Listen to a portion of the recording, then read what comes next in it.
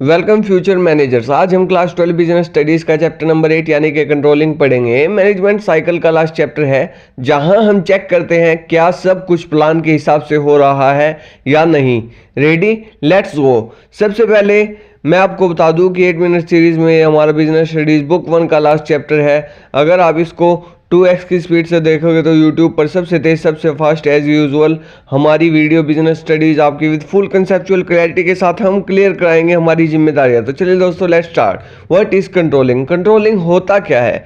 Ensuring that actual performance confirms to the plan performance by measuring, comparing, analysing deviation and taking corrective action. जी हाँ, controlling होता है जब एक manager planning के बाद देखता है ये काम प्लान की तरह हो रहा है या नहीं। जी हाँ, सही सुना आपने कि ये काम प्लान की तरह हो रहा है या नहीं। अगर डिफरेंस है तो उसके सॉल्यूशन भी सोचता है। जी हाँ, कंट्रोलिंग यही होता है। अगर कोई काम एज पर प्लान नहीं हो रहा, उसमें क्या कमी है, क्या दिक्कत है, तो उसे ही कंट्रोलिंग कहते हैं। एज पर प्लान काम होना और उसको उसी तरीके से देखना कि इस प्रकार से चल रहा है या नहीं, उसी को ही कंट्रोलिंग बोलते हैं। अब हम बात करते हैं फीचर्स ऑफ कंट्रोलिंग के बारे में, यानी कि नंबर 1 गोल ओरिएंटेड। ये भी एक गोल अचीव करने का टूल है। नंबर 2 परवेसिव, हर लेवल है और हर लेवल फंक्शन में लगता है। जी हाँ, हर लेवल और हर फंक्शन में लग रहा है। परवेसिव है क्योंकि हर किसी को चाहिए। कंटिन्यूअस, ये एक कंटिन्यूअस प्रोसेस है, ऑनगोइंग प्रोसेस है, चलता रहता है। Backward and forward looking. Number 4 backward and forward looking, past errors के मतलब जो हमने गलतियां की है उनको करेक्ट करता है और फ्यूचर प्लानिंग में भी हेल्प करता है। Number 5 dependent on planning, planning के बिना कंट्रोलिंग मीनिंगलेस होता है। मतलब हम कंट्रोल क्या करेंगे जब हमने प्लानिंग नहीं की। अब हम बात करते हैं इंपॉर्टेंस ऑफ कंट्रोलिंग की। Number 1 helps in achieving organisation goal, standard के हिसाब से ट्रैक करता है, ट्रैक पर रहता है और पाथ से नहीं भटकता और लोगों को भटकने भी नहीं देता पाथ से। Number 2 judging accuracy of standards, ये दिखाता है कि प्लानिंग सॉलिड थी, ये रिवाइज करनी है, ये कमी है। Number 3 efficient use of resources, wastage कम होती है जब कंट्रोल करते हैं तो टाइम टू टाइम बताते रहते हैं कि ये गलती मत करो, तो उसको बोलते हैं efficient use of resources. Either man resources और कोई भी रिसोर्सेज हैं उनका वेस्टेज नहीं होने देता, क्योंकि कंट्रोलिंग में यह सब सिखाया जाता है। इम्प्रूव मोटिवेशन, यानी कि क्लियर टारगेट्स मिलते हैं तो लोग एम्प्लॉयज़ को पता होता है कहाँ खड़े हैं, कहाँ क्या करना है। Number 5 ensure order and discipline, checkup से डिसिप्लिन बना रहता है, कोई कमी नहीं आती। फैसिलिटेट कोऑर्डिनेशन, यानी कि टीम अलाइंड और कोऑर्डिनेटेड वे में काम करती है। अब हम बात करते हैं लिमिटेशंस ऑफ कंट्रोलिंग की। Difficulty in setting quantitative standards, specially qualitative areas like leadership quality. Number 2 little control on external factors, यानी कि government policy, technology changes, competition, बाहर का कंट्रोल नहीं होता। नंबर 3 एम्प्लॉयज़ रेजिस्टेंस, लोग फील करते हैं कि उन्हें मॉनिटर किया जा रहा है, उनकी गलतियों को बताया जा रहा है, उनमें इम्प्रूवमेंट देखी जा सकती है इसके ज़रिए से।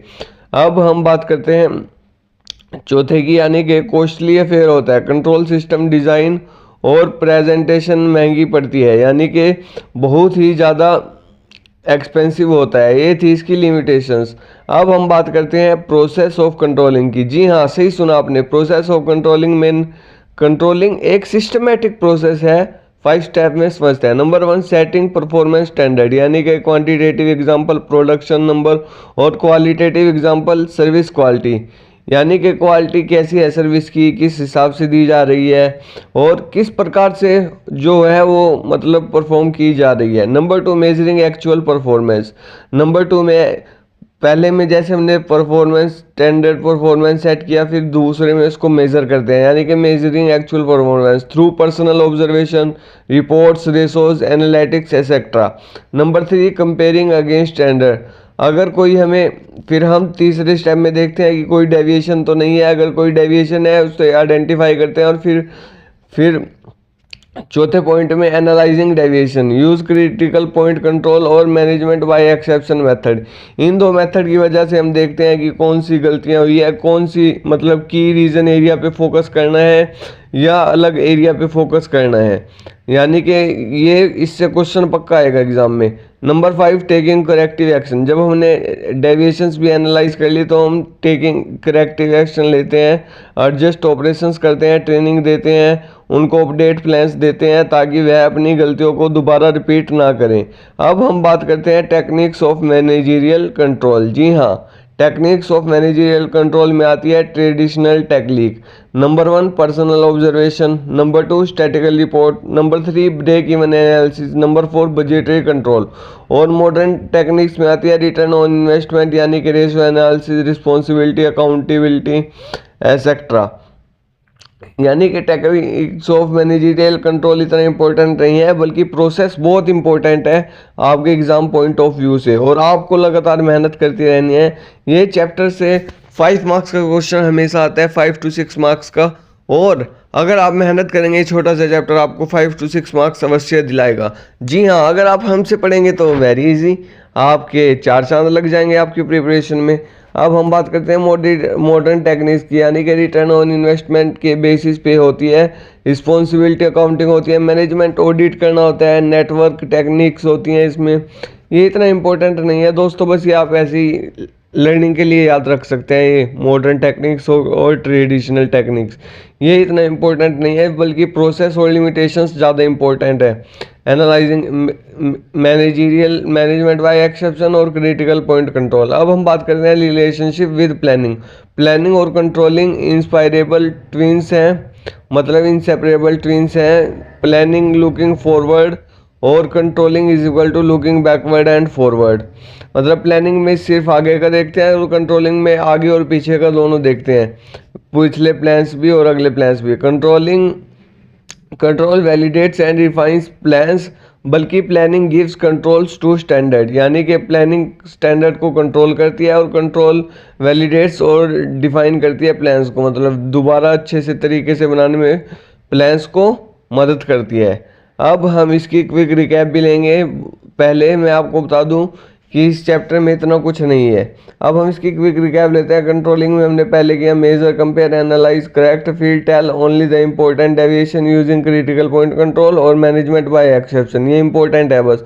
Ensure goal, resources, motivation, discipline और कोऑर्डिनेशन।